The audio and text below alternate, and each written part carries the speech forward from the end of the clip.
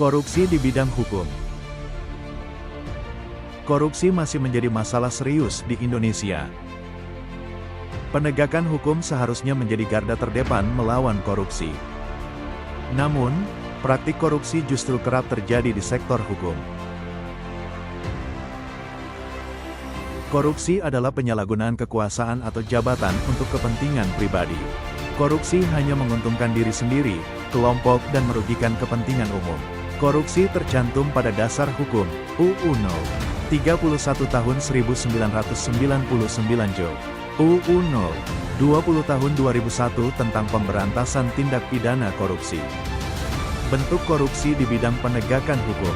Yang pertama, suap dalam proses peradilan seperti kasus mafia peradilan. Kedua, gratifikasi kepada aparat penegak. Ketiga, hukum penyalahgunaan wewenang. Keempat, dalam penanganan perkara pungutan. Kelima, bukti atau penundaan perkara. Dan terakhir, liar di institusi hukum manipulasi. Faktor penyebabnya yaitu lemahnya integritas aparat hukum serta rendahnya pengawasan internal dan eksternal. Dampak korupsi di bidang hukum ada 5, yaitu: yang pertama, rendahnya pengawasan internal dan eksternal. Kedua, permisif atau anggap biasa. Ketiga, rendahnya kesejahteraan aparat hukum. Keempat, kurangnya partisipasi masyarakat. Kelima, lemahnya integritas aparat hukum. Upaya pencegahan dan pemberantasan korupsi. Pertama, penegakan hukum yang tegas dan transparan. Kedua, penguatan lembaga anti korupsi seperti KPK, Kejaksaan, Kepolisian. Ketiga, peningkatan kesepakatan kesejahteraan. Keempat, peran serta masyarakat dan media. Terakhir, integritas aparat hukum.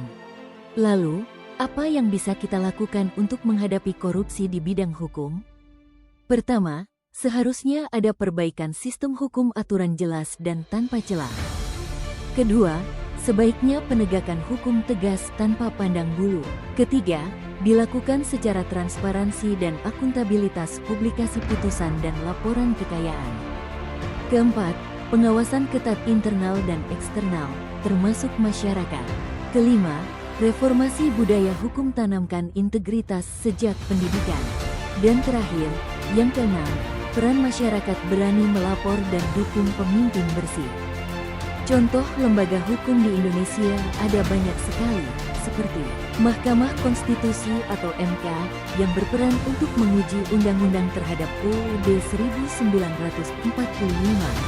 Kedua, ada Kejaksaan Agung atau Kejagung yang bertugas sebagai penuntut umum.